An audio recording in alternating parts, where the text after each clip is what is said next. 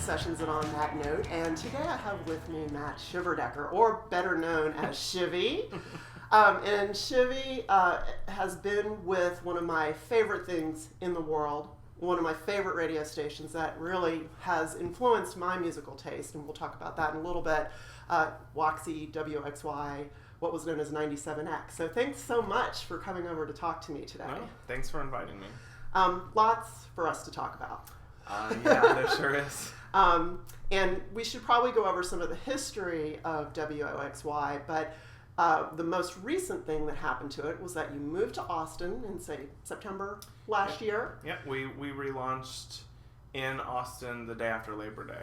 Right, and so when I found out about that, it was the most exciting day of my life. It was like Christmas, birthday, South by Southwest, ACL, all rolled up in one.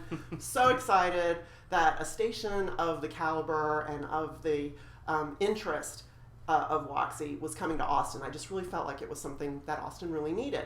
But then, lo and behold, just a short 6 months later, right after South by Southwest, the company that owned it had to pull the plug.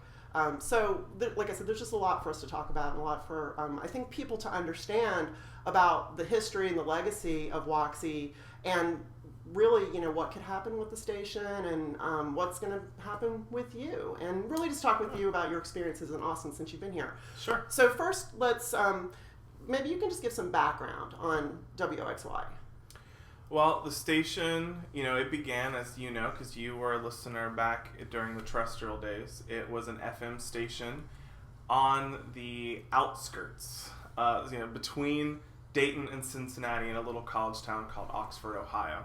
And the station itself was run by husband and wife, Doug and Linda Baylog. They started it in 1983. Ironically, it was Labor Day weekend in 83 when it got started. And it was the 6th modern rock formatted radio station in the country. At the time, very much taking its cues from a station like K-Rock out in Los Angeles. Right. Playing music that I'm sure in Southern Ohio at the time was just, people didn't know what to do with it. And, that probably really kind of carried on all through the years of the FM broadcast, really. Yeah, that never really changed. Yeah. Well, I lived in Dayton. I moved to Dayton in 89, and there was a coworker that I had that kind of turned me on to WOXY. And picking up the station in Dayton, I had to do some tricks. I had to have like a special antenna, or I'd listen to it with static in my car. Mm-hmm. But it really just changed my whole worldview about music in terms of what was out there. The kinds of talented people that weren't necessarily getting played on pop stations or classic rock stations, which was all I had in other markets that I had lived in.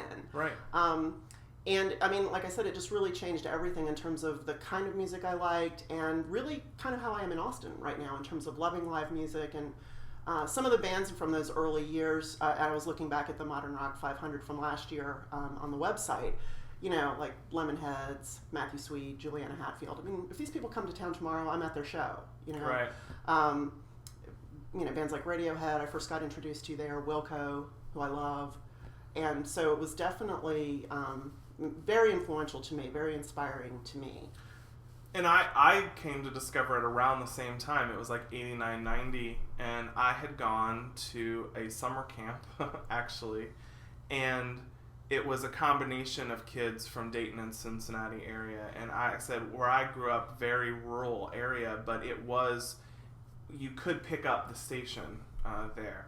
And this kid who was from Cincinnati was just like, oh, you have to check out the station. Like, I think you'll be able to get it where you live. And like, he wrote it down for me. And, I checked it out when I got home. And sure enough, I mean, like, it was hit or miss sometimes. Mm-hmm. But I was able to pick it up at home and started making, I would make cassettes full of the station broadcast so that I could listen to it in the car and, all that kind of stuff. So, mm-hmm.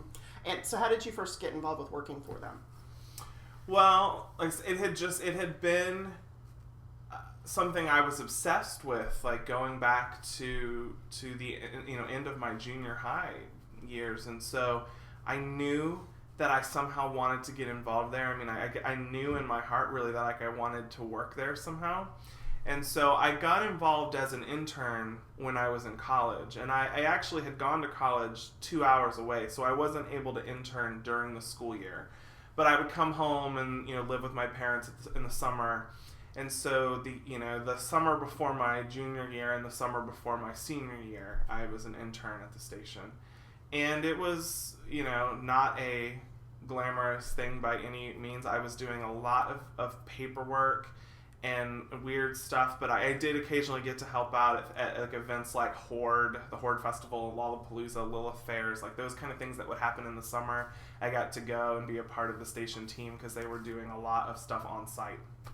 And that was really cool, and exciting for me. So yeah, I mean, I guess I started as an intern in '96, and then got hired in '98 after graduating from college. Okay, and you were the music director as well as an on-air talent for the station. Yeah, I mean, I started just on air. I mean, like when they first hired me, it was just as a part-timer. I did weekend shifts and kind of filled in when if someone went on vacation or something like that, I would occasionally get to fill in on like a good slot. But then they hired me full-time as the overnight DJ. Right, like around the holidays, Christmas time of '98 was when I went full time, and became music director then in 2001. I went to so many good shows in the '90s that were sponsored by 97X. A lot of them at Bogart's. Yeah. One that was really important to me was the first time I saw Bare Naked Ladies, and I became a huge fan of them after that. It was in '92. It was the 97X 10th anniversary concert. Yeah, it was an anniversary concert. Yeah, and I didn't even go to see them. I went to see Too Much Joy. But I mean, I saw bands like Material Issue and that time frame, and Soul Asylum, and who else was in that time frame? I mean, you name it. Yeah, there was so much stuff, and the station was like the only place that you could hear it. Yeah, I mean, you could probably look at my CD collection over there, and there'd be things like Cave Dogs or Jellyfish or things like that. Kitchens of Distinction, right? Afghan Wigs. I mean, it was like the things that some of them sort of rose to the top. Some of them have actually popped up at South by Southwest, surprisingly. Where I'm like, oh, let's go see Kitchens of Distinction. Yeah. So yeah, definitely had a different aesthetic. But maybe you could talk a little bit about how some of the decisions were made for the programming on the station. Well, I mean, back in the FM years, and I ended up then being music director for the last sort of chunk of the FM years. And I had been listening for so long that, I felt like I had a really good grasp on, where the station was at, But in those days, certainly the station was a commercial radio station.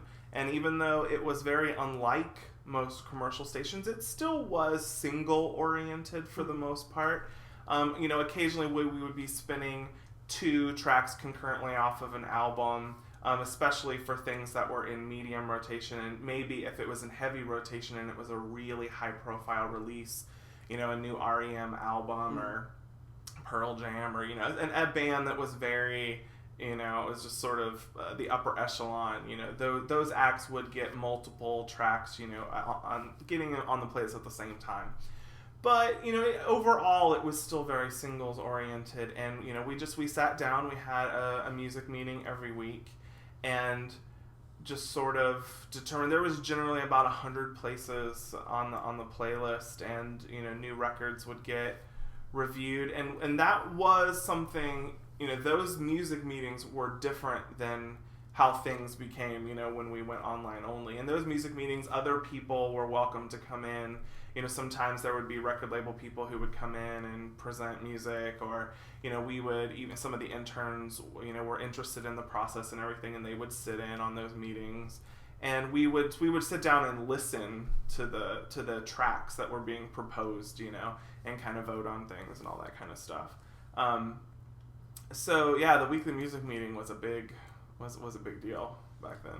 Yeah, and it was an eclectic mix, even though a lot of the things were cohesive. When I was looking at the Modern Rock 500, I mean, there was like Grandmaster Flash on there, and Africa Bambaataa, as well as, Wilco, Radiohead, U2, The Police were even on the list there. So, and those were things that I all remember hearing on the station back then. Yeah, I think that there were always rules, but it seemed like there weren't any rules. Yeah.